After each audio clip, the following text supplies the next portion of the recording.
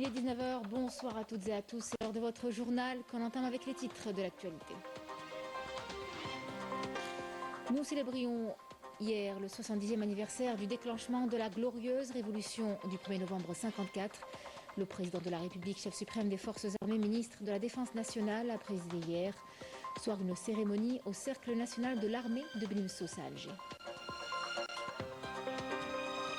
Le président de la République a reçu hier à Alger plusieurs personnalités nationales et étrangères qui ont assisté aux festivités de commémoration du 70e anniversaire de la glorieuse révolution de libération.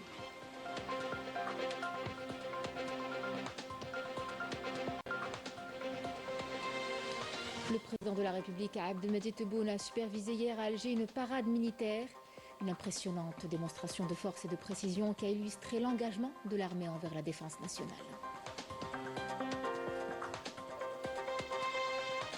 Et à l'occasion de cette commémoration de cette glorieuse journée, le président de la République a reçu plusieurs messages de félicitations de chefs d'État. Au Maroc, la rue ne décolère pas, le mécontentement est populaire demeure plus que palpable. Les manifestations contre la normalisation des relations et le pillage des richesses du peuple au profit d'entreprises sionistes et françaises se poursuivent à travers tout le pays. Nous parlerons aussi de ce semi-marathon des foulées d'Alger en fin de JT. Bienvenue encore une fois à vous. Alors, une cérémonie au Cercle national de l'armée de Bnimsos à Alger a été présidée hier par le président de la République, chef suprême des forces armées, ministre de la Défense nationale, Abdelmadjid Tebboune, dans le cadre des festivités de commémoration du 70e anniversaire de la glorieuse révolution de libération. La cérémonie a été marquée par un spectacle animé par des drones ainsi que des feux d'artifice. C'est Yanis Abdelkassem.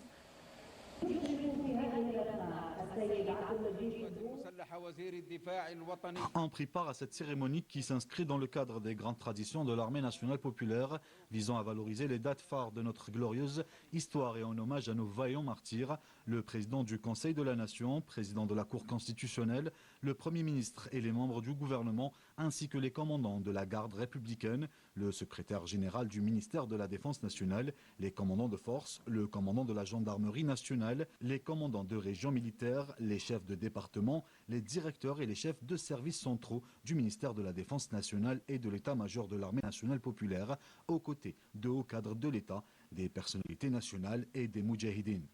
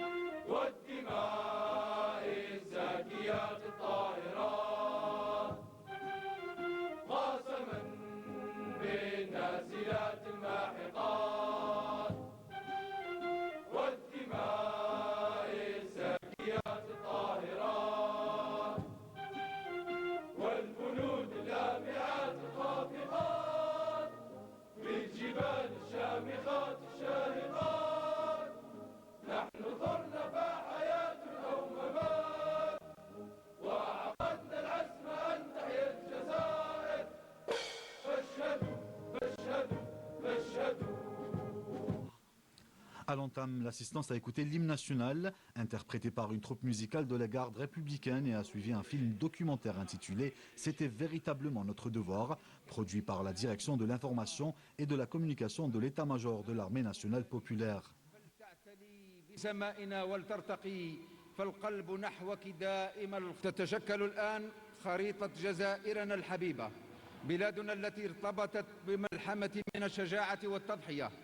أرضنا وأرض أجدادنا أرض أبنائنا وأحفادنا أجيال تعاقبت على هذه الأرض الطاهرة لم تستسلم يوما. الجزائريون الأحرار الذين أخذوا عهدا على أنفسهم أن تظل الجزائر حرة مستقلة فحافظوا على أرضهم وقدموا لها الغالي والنفيس وحرصوا على أن ترتفع رايتهم الوطنية دون أن يكونوا مضطرين للانحناء لأي غاصب أبدا وعقدوا العزم أن تحيا الجزائر. شعارهم ليس مجرد كلمات بل هو تجسيد لإرادة شعب عانق الأمل وحلم بالحرية فاستردها. Les hôtes ont assisté à un défilé aérien de drones illustrant divers tableaux et symboles de l'histoire de l'Algérie, conclu par un spectacle des feux d'artifice.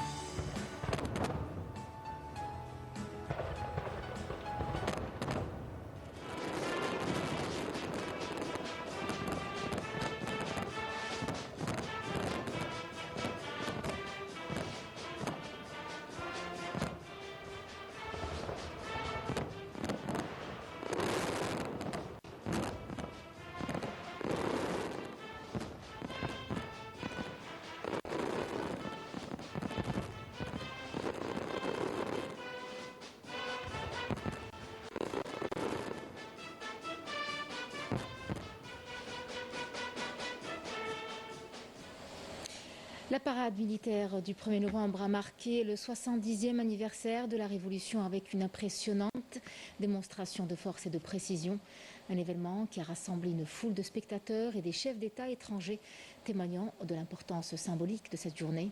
Les différentes unités de la ANP ont défilé, ce qui a illustré l'engagement de l'armée envers la défense nationale. Bede Amarni. Un défilé militaire à la hauteur d'une armée moderne qui a impressionné les hôtes de l'Algérie par une grande maîtrise et une discipline hors pair. Dans une allocution, le président de la République, Abdelmadjid Tebboune, a affirmé que la commémoration de cet anniversaire mémorable incarnant la gloire, la dignité et la fierté est l'occasion de rappeler que l'Algérie qui a triomphé du colonialisme hier continue de réaliser des victoires en toute confiance grâce à ses enfants. Le défilé a débuté par le survol d'une formation aérienne composé d'avions L-39 des forces aériennes qui ont décoré le ciel de la capitale aux couleurs nationales. S'en suivi des démonstrations aériennes exécutées par des avions d'entraînement avancés, Yak 130 et des exhibitions des forces aériennes, dont une démonstration de ravitaillement en vol de 2 avions Su-24 par un avion ravitailleur escorté par 4 avions MiG-29 et la parade de formation de plusieurs hélicoptères, notamment ceux spécialisés dans la reconnaissance et l'approvisionnement et d'une formation de 3 drones. Ont également participé à ce défilé militaire le carré des différentes formations. Des formations de véhicules de combat ont également défilé à leur tête des chars de différents types. Le président de la République et ses hôtes ont longuement applaudi l'impressionnante performance et le développement remarquable de l'armée de l'Algérie indépendante, une armée fidèle au serment de novembre. Le défilé a permis d'immortaliser l'épopée de novembre 1954 et de galvaniser les énergies pour une Algérie victorieuse telle que rêvée par les chouhada et les moudjahidines de la glorieuse révolution de libération. Une foule nombreuse a assisté au défilé qui a été marqué par une organisation rigoureuse. Le défilé militaire supervisé par le président de la République, Abdelmadjid Tebboune, commandant des forces armées, ministre de la Défense nationale, sera suivi sur vos écrans à travers une page spéciale diffusée à 21h sur les chaînes de la télévision, Canal Algérie, la chaîne d'information Ikhbaria 3, la chaîne terrestre et Al Maziria. Le président de la République, Abdelmadjid Tebboune, a reçu hier à Alger plusieurs personnalités nationales et étrangères ayant assisté aux festivités de commémoration du 70e anniversaire de la glorieuse révolution de libération. Il s'agit du moudjahid et ancien ministre Abdelwahab Bakli, de la petite fille d'Enrico Mattei, membre de l'Association internationale des amis de la révolution algérienne, Rosangela Mattei, ainsi que son mari Alessandro Cortese, mais aussi Vo Yang Nam, le fils du général emblématique du Vietnam, Von Nguyen Giap, et Izwilewilile Mandela, le petit-fils du leader sud-africain Nelson Mandela. Le président de la République a également reçu Esteban Silva Quadra, l'ami de la révolution algérienne et membre également de l'Association internationale des amis de la révolution algérienne, ainsi que Pablo Sepúlveda Allende, le petit-fils de l'ancien président chilien Salvador Allende, et Aleida Guevara, la fille d'Ernesto Che Guevara. Abdelmadjid Tebboune a également reçu Maria do Nascimento de Garça Amorim, ancienne ministre des Affaires étrangères de Sao Tomé et Principe.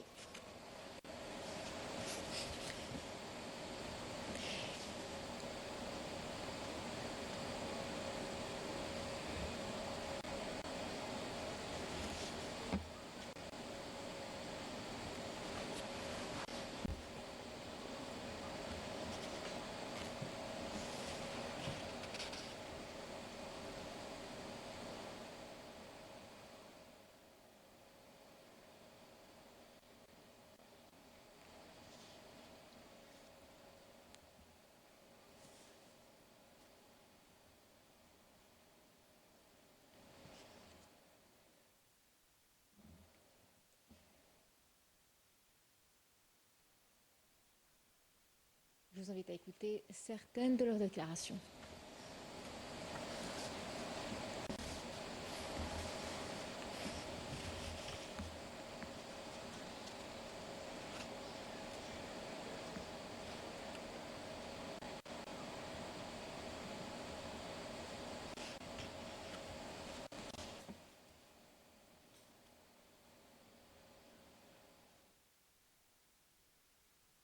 Desde que yo era muy pequeña, he recibido siempre Mon père m'a beaucoup parlé de l'Algérie et m'a fourni beaucoup d'informations. Il a adhéré à la glorieuse révolution algérienne. Le peuple algérien a mené une longue lutte pour son indépendance et pour le recouvrement de sa souveraineté. Aujourd'hui, l'Algérie est une source de lumière pour tout le continent africain et tout le monde. La révolution algérienne a démontré qu'on peut battre n'importe quelle puissance coloniale. la mantiene y la desarrolla. Eso es quizás lo más importante. Well, for us as the Mandela family, it is always an honor to be home. Pour nous, la famille de Nelson Mandela, nous sommes fiers que l'Algérie soit notre deuxième patrie. C'est le pays de mon grand-père où il était venu pour sa préparation militaire en 1962. Il a toujours gardé des rapports avec ses compagnons d'armes au sein du Front de Libération Nationale. À chaque fois que l'occasion se présente, nous venons en Algérie pour renforcer les relations bilatérales. Je suis très heureux d'être en Algérie et célébrer avec vous le 70e anniversaire de la glorieuse révolution qui a été une source d'inspiration pour beaucoup d'entre nous en Afrique. Le peuple algérien a mené une lutte armée efficace qui a constitué une amorce pour le changement en Afrique et a encouragé beaucoup de révolutionnaires à travers le monde à venir en Algérie pour s'inspirer de cette glorieuse révolution et ce grand peuple. I'm particularly happy to be here when we celebrate the 70th. It was the biggest festival. Nous avons assisté aujourd'hui à une des plus importantes parades militaires qui illustrent la grandeur de ce pays et de son peuple. Je suis très heureux d'être en Algérie pour assister à cet extraordinaire défilé. Je remercie l'Algérie et le président de m'avoir invité. So long. À l'occasion de la commémoration du 70e anniversaire de la Révolution de Libération, le président de la République, Abdelmadjid Tebboune, a reçu plusieurs messages de félicitations de chefs d'État. Le président russe Vladimir Poutine a félicité le président de la République, soulignant que les relations bilatérales ont atteint le niveau d'un partenariat stratégique profond et s'est dit convaincu que leur développement futur répond aux intérêts fondamentaux des deux peuples et s'inscrit dans la perspective d'assurer la sécurité en Afrique et au Moyen-Orient. Vladimir Poutine a, dans son message, souhaité santé et succès au président ainsi qu'au peuple algérien, paix et prospérité. Autre message de félicitations que le président de la République a reçu, celui du président de la République d'Italie, Sergio Mattarella. Un message dans lequel il a rappelé l'amitié entre les deux pays, fondée sur des relations traditionnelles et solides, qui nourrit un dialogue intense et une coopération dans de nombreux domaines d'intérêt commun. Sergio Mattarella a également souligné que l'Algérie et l'Italie continueront à promouvoir les perspectives de paix, de stabilité et de prospérité pour toute la région méditerranéenne, un axe important et essentiel en cette période dramatique de conflits violents et de tensions croissantes. Le président italien a adressé ses meilleurs vœux de bonheur et de prospérité au président de la République ainsi qu'au peuple algérien. Un message de félicitations supplémentaire adressé au président de la République, celui du président de la République d'Azerbaïdjan, Ilham Aliyev, qui a souligné que le 1er novembre est gravé à jamais dans l'histoire du peuple algérien frère et devenu un symbole de la lutte pour l'indépendance, la liberté et la volonté invincible. Le président d'Azerbaïdjan s'est dit attaché à l'importance du développement des relations bilatérales et a souhaité bonne santé, bonheur et succès au président de la République, ainsi que la paix et la prospérité pour le peuple algérien. À son tour, le président de la République fédérale d'Allemagne, Frank-Walter Steinmeier, a adressé un message de félicitations au président de la République, Abdelmadjid Tebboune, à l'occasion de l'anniversaire de la révolution du 1er novembre. Le président allemand a qualifié l'adhésion de l'Algérie au Conseil de sécurité des Nations Unies comme étant un rôle de premier plan dans l'instauration de la paix et de la stabilité et s'est dit reconnaissant des échanges étroits entre les deux pays ainsi que des efforts pour renforcer et approfondir les coopérations dans les domaines clés.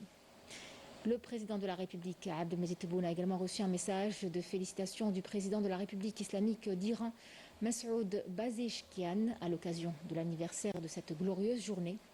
Cette occasion coïncide avec le 60e anniversaire des relations bilatérales entre l'Iran et l'Algérie. Le président iranien a réitéré sa volonté à renforcer les relations bilatérales unissant les deux pays. Le président cubain, cette fois Miguel Díaz-Canel Bermúdez, a félicité lui aussi le président de la République, Abdelmadjid Tebboune, à l'occasion du 70e anniversaire de la glorieuse révolution de libération. Miguel Díaz-Canel Bermúdez a également réitéré sa volonté de continuer à renforcer les liens bilatéraux entre les deux pays. Le président de la République, Abdelmadjid Tebboune, a reçu un autre message de félicitations de Abdel Fattah el-Burhan, le président du Conseil de souveraineté transitoire du Soudan.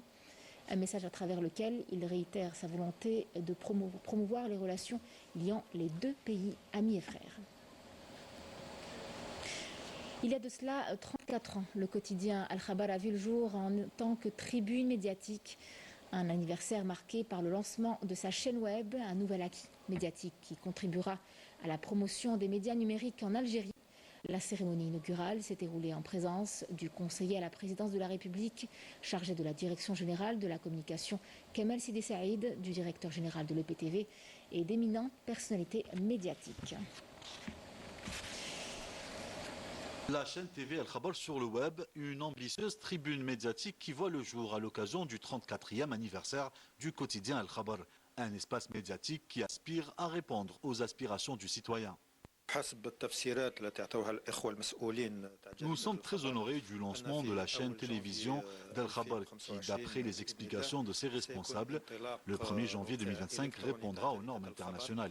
Et ce site sera le premier à l'échelle africaine qui fonctionnera à l'aide d'intelligence artificielle. Un nouveau pas à travers lequel Al-Khabar atteindra un public plus large sur le net. Cela fait partie de la stratégie adoptée par Al-Khabar depuis des années, mais aussi une partie du passage vers le numérique, un domaine dans lequel nous occupons les premières places.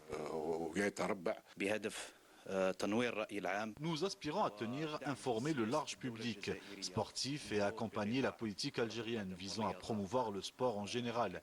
Plusieurs programmes politiques et économiques ainsi que des programmes qui traiteront de questions de la société algérienne seront lancés la semaine prochaine dans le domaine.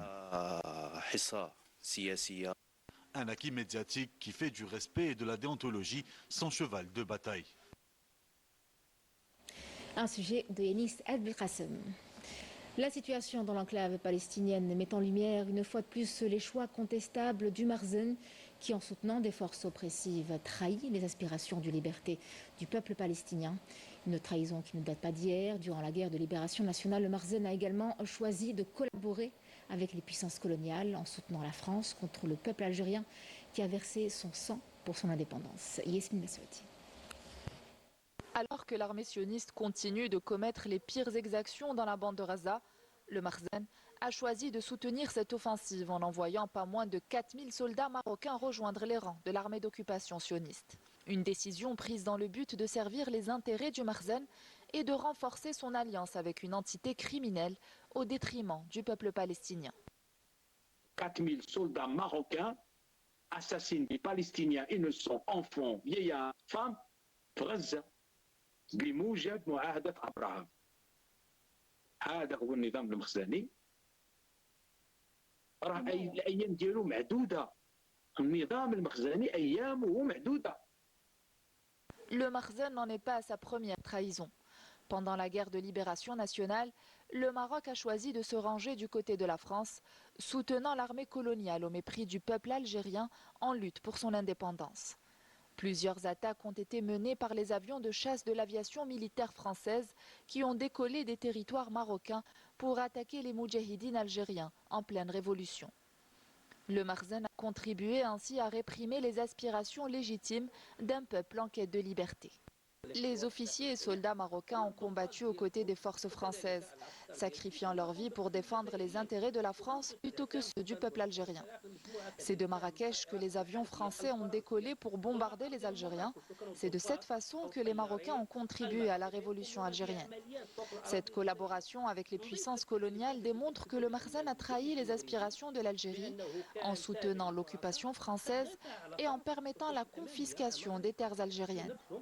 De plus, le Makhzen a cherché à exploiter la situation en Algérie pour des intérêts politiques et économiques, montrant ainsi sa volonté de nuire aux intérêts du peuple algérien. Ces choix historiques révèlent une opposition claire aux luttes pour l'indépendance et la dignité des peuples. La politique du Makhzen, qui privilégie des alliances opportunistes au détriment des luttes pour la liberté et la dignité des peuples, soulève de sérieuses préoccupations. En soutenant des forces qui s'opposent aux aspirations légitimes des peuples opprimés, le Makhzen démontre une déconnexion alarmante avec les idéaux de solidarité. Cette déviation non seulement fragilise sa légitimité, mais expose également une volonté de s'accorder avec des puissances étrangères, au mépris même des aspirations de son propre peuple. La récente visite du président français au Maroc suscite toujours autant de réactions auprès du peuple marocain, notamment après ses déclarations sur la résistance palestinienne, des propos jugés inacceptables et qui soutiennent implicitement la barbarie sioniste. Des manifestations ont eu lieu en soutien au peuple palestinien pour dénoncer et condamner ces déclarations. Emel Bouarba.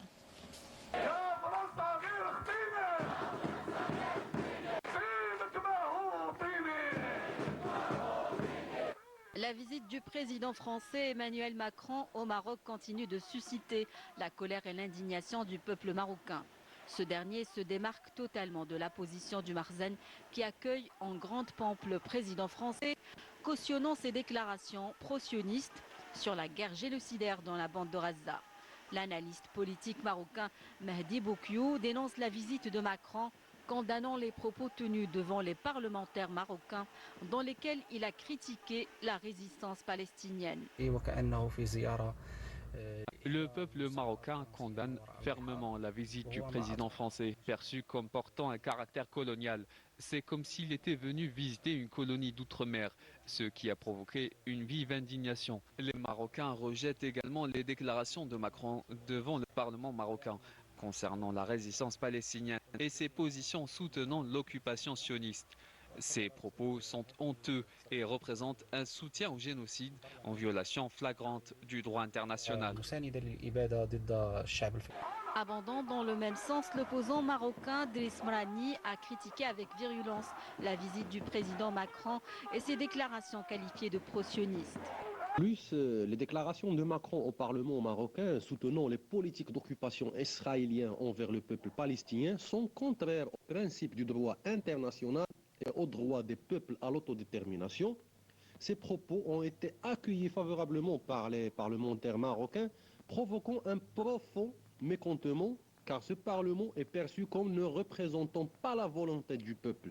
Par ailleurs, nous condamnons le soutien constant de la France à l'occupation et à la colonisation du Sahara occidental, une position qui bafoue les droits légitimes. Selon l'Observatoire marocain contre la normalisation, le président français a renoué avec la vieille terminologie coloniale en criminalisant le droit à la résistance, le qualifiant de terrorisme de la même manière que la France qualifiait les résistants du Maroc, de l'Algérie et de la Tunisie contre l'impérialisme au milieu du XXe siècle. Pour rappel, la visite du président français et ses propos scandaleux devant le Parlement marocain défendant l'agresseur sioniste au détriment de la résistance palestinienne ont provoqué l'ire des Marocains qui ont investi la rue pour exprimer haut et fort leur indignation.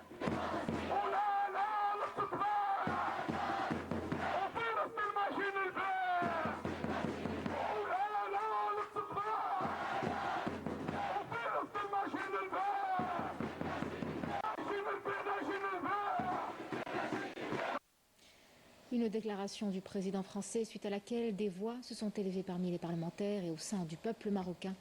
Le Parlement, dont la mission est de représenter les aspirations du peuple, semble avoir perdu toute crédibilité en devenant un simple outil aux mains du Marzen. Des partis politiques et des organisations non gouvernementales ont protesté devant l'hémicycle. Zakaria Mihoubi et Mariam Damis. Quoi de plus désolant que de voir des parlementaires marocains applaudir une déclaration qui considère les crimes barbares commis par l'entité sioniste de légitime défense et par ricochet qualifiant la résistance palestinienne comme étant l'agresseur ou le bourreau. Il s'agit là d'un énième affront et mépris du Marzen à l'encontre de son peuple et à l'encontre de toute la nation musulmane. Remuant ainsi le couteau dans une plaie qui saigne sous l'effet d'une normalisation contestée haut et fort par les Marocains libres, attachés aux valeurs de justice et de solidarité, tout en affichant un profond désaccord avec la politique menée par ceux qui le gouvernent, un Marzen embourbé dans des compromis controversés, masquant difficilement ses luttes d'influence et ses concessions.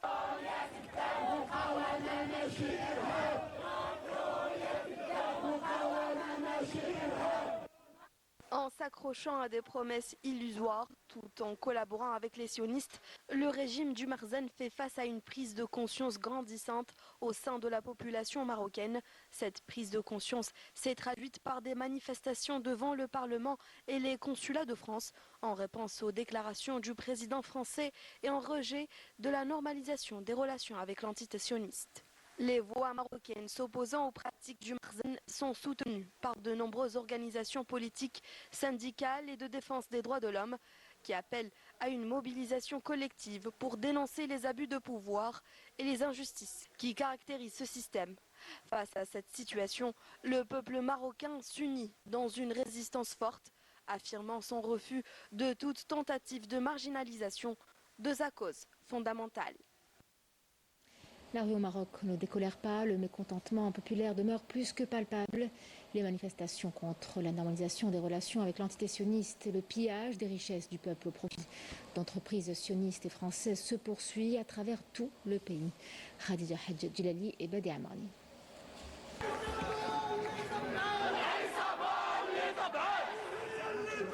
Au Maroc, il ne se passe pas un jour sans que le peuple ne manifeste sa colère et ne dénonce le bradage des richesses de son pays au profit d'entreprises étrangères, sionistes et françaises notamment.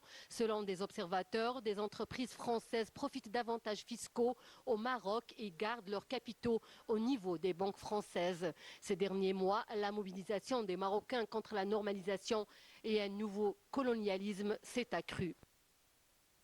فرنسا واكله المغرب واكله افريقيا عامه ففي الحقيقه ان هاد الشركات هذه اولا خصكم تعرفوا واحد المساله قبل ما كتجي تحط بعدا كتدي الاراضي بدرهم رمزي يعني الدوله ما كتستافد معها توزع انها تبيع لها شي ارض او لا تبيع لها شي منطقه فين غادي تحط الاخر وديما فاش كتجي تحط الاستثمار ديالها كتحط الاستثمار ديالها بشروط تكون معفيه من الضريبه واحد 5 سنين 10 سنين 15 عام ولا 20 عام.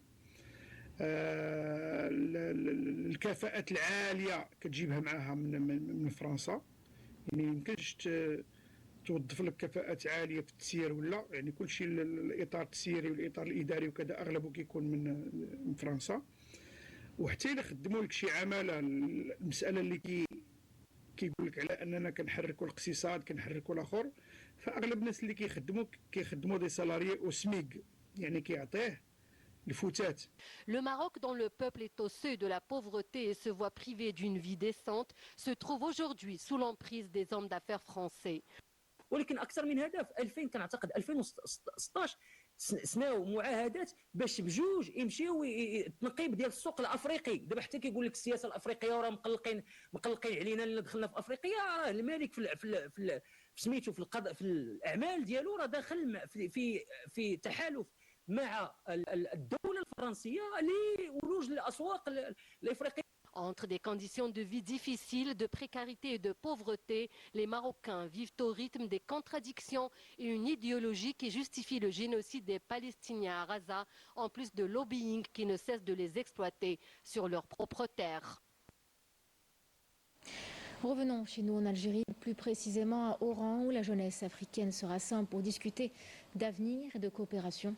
Hier, la ville a accueilli la 4e édition du Forum de la jeunesse africaine, un événement qui met à l'honneur l'action et la solidarité des jeunes sur le continent. Il est question de soutenir les projets communs et de promouvoir des valeurs de paix, d'unité et de développement. Ce forum est l'occasion idéale pour faire connaître les différents talents africains à travers notamment des expositions, ce qui reflète l'échange d'expériences entre les jeunes du continent. Yassine Hamdi. À travers ces différents ateliers et stands, le Forum panafricain de la jeunesse donne la chance aux jeunes du continent d'exprimer leurs talents et leur créativité dans différents domaines. Pour ces jeunes, c'est une occasion unique de renforcer l'échange d'expériences et d'expertise entre les pays africains. Nous sommes un club polyvalent, du coup nous travaillons sur plusieurs types d'activités, plusieurs domaines. Notre événement phare se nomme MedQuest. C'est une compétition médicale entre les facultés de médecine de toute l'Algérie, il y en a 15, où chaque faculté envoie 4 représentants qui vont s'affronter sur une série de défis théoriques et pratiques afin de décider du vainqueur. Un club scientifique qui est focus sur l'intelligence artificielle, robotique, électronique. Qui fait des projets, des workshops, des formations pour les étudiants, des étudiants de première année jusqu'au Master 2. Aussi, notre participation aujourd'hui, ce qu'on veut, c'est de trouver des sponsors, des chances pour d'autres trucs, d'autres formations et d'autres expositions pour montrer ce qu'on fait et ce qu'on veut. De nos jours, la jeunesse africaine veille au développement de son continent en s'impliquant dans différents secteurs tels que l'innovation et l'entrepreneuriat. Il faut dire que c'est une fierté que l'Algérie accueille ce forum de la jeunesse et que c'est une opportunité pour tous les Algériens de vraiment se sentir encore plus africains, de montrer ce que l'Algérie a à offrir et de voir quels sont les différents partenariats qui peuvent être faits. On accueille énormément d'étudiants en Algérie, des étudiants d'autres pays africains, mais il y a vraiment ce besoin d'unité et de se sentir un continent uni, et on a beaucoup de choses à apprendre les uns des autres. Donc, il faudra en fait que ces jeunes puissent pouvoir créer de la richesse, et cela passe par l'entrepreneuriat. Il y a plusieurs domaines dont la création des startups auxquelles les jeunes pourront faire, notamment en lien avec la transition énergétique, où les jeunes peuvent investir et peuvent pouvoir réussir à créer des entreprises pour permettre à notre continent de pouvoir bénéficier de cet essor économique-là.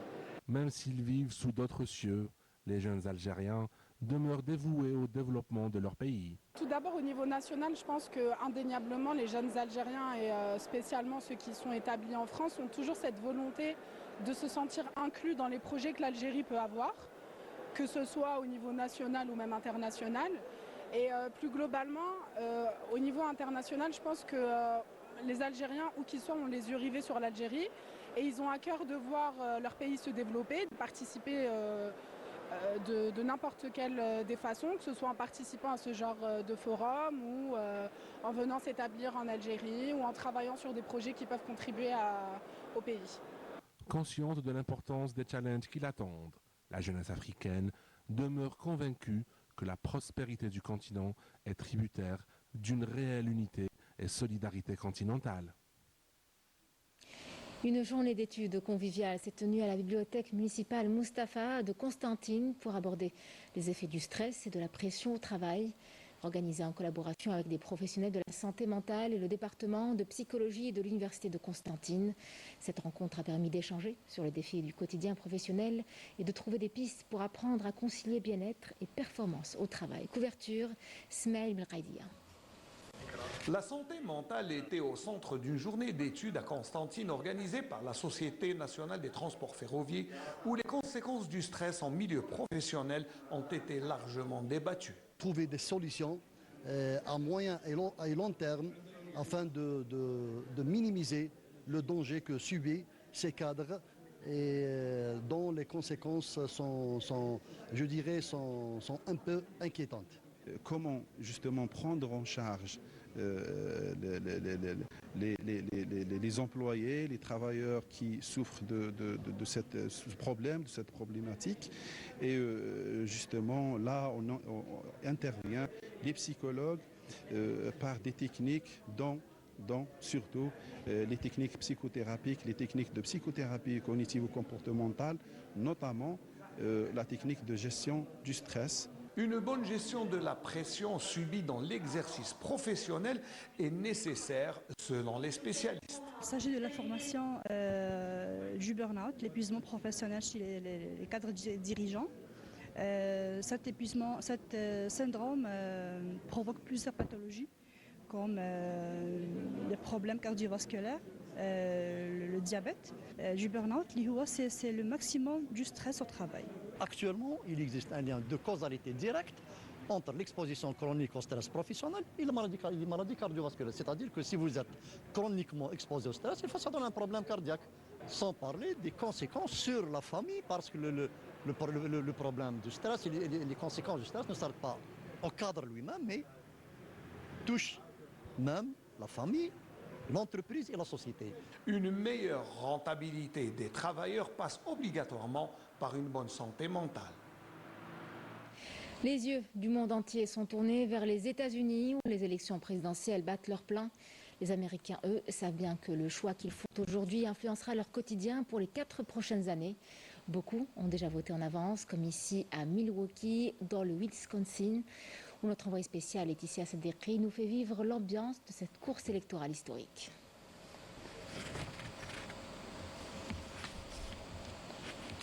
La fête de la date, célébrée chaque année, met en lumière l'importance de cette filière pour l'économie locale et le patrimoine culturel algérien. Bien connu pour ses nombreuses variétés de dattes, Timimoun attire toujours autant de visiteurs désireux de découvrir ses palmeraies luxuriantes et son ambiance festive, notamment à l'entame de la saison du tourisme saharien. De quoi stimuler davantage le tourisme dans la région, promouvoir les produits du terroir et le savoir-faire algérien. Couverture Sophia Absadet. Réputé pour ses atouts touristiques, Timimoun jouit d'énormes potentialités agricoles, notamment en matière de phéniciculture, un domaine que ces 50 exposants veulent promouvoir à travers la tenue de cette 3e édition du Salon national des dattes et des produits dattiers. هدفنا في هذه المشاركة في هذا التظاهر طوبر التمر المحافظة على النظام الواحاتي العتيق لأنه تراث حضاري جزائري وعالمي قبل أن يكون محليا. Là, donc, on est sur place, là où il y a l'artisanat, avec aussi le festival de la date de la région. En plus, il y a aussi d'autres wilayats qui ont participé. Il y a Gardaya, Biskra, aussi Béchar, il y a aussi Adrar aussi. Donc vraiment, il y a plein de variétés de dates. Comme on sait qu'il y a plus de 120 variétés de dates. Donc là, vraiment, on est régalé de voir ça. Les touristes aussi qui sont venus, vraiment, ils ont vu qu'on a vraiment un pays là où il y a la meilleure date du monde aussi. En plus des 120 variétés de dattes algériennes présentées, cette manifestation a donné lieu également à l'exposition de plusieurs produits alimentaires et décoratifs façonnés par des artisans algériens. On est venu ici avec le festival de la date qui se déroule ici au niveau de Timimoun. Et nous, c'est une grande découverte pour nous parce que je ne suis pas venue toute seule, je suis venue avec toutes nos artisans de la wilaya de Bijaya. Voulant faire d'une pierre deux coups, l'exposition a coïncidé avec l'ouverture de la saison du tourisme saharien, suscitant ainsi l'intérêt et la curiosité des touristes présents sur place. Bien organisé, très varié, venant de différents endroits de l'Algérie, et on a découvert plein d'articles, des nouveautés, et ça fait très très plaisir. On encourage toutes ces femmes, essentiellement, parce que j'ai vu qu'il y avait beaucoup de femmes dans l'artisanat, il y a même du safran, c'était extraordinaire, quelle nouveauté chez nous.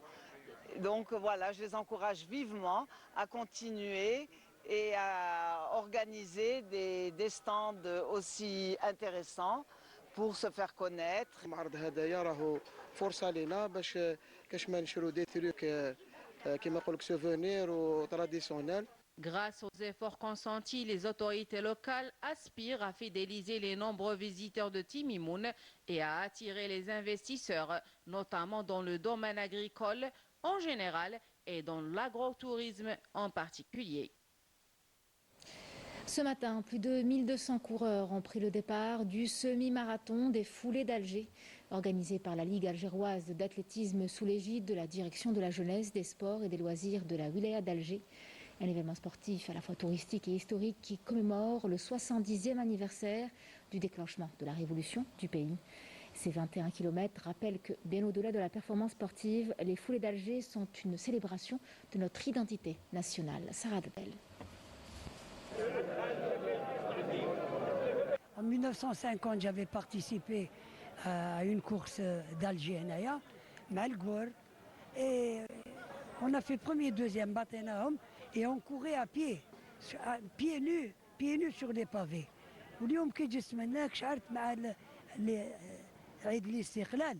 C'est autre chose, c'est un autre monde, c'est une vraiment, je me sentais libéré du passé. C'est avec émotion que Abdelkader Benguella, 91 ans, se remémore les moments sombres du colonialisme, tout en souhaitant que son courage et son endurance inspirent la nouvelle génération de coureurs.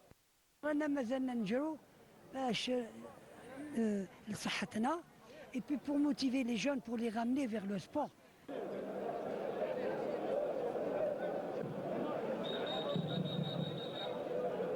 Abban Ramdan, Ali Boumenjel, Larbi Ben Mhidi, Limir Abdelkader, Maurice Audin, Didouche Mourad, Amirouche ou encore Hassiba Ben Bouali, Mohamed Belouizdad, Aïssa Tidir, pour ne citer que ceux-là.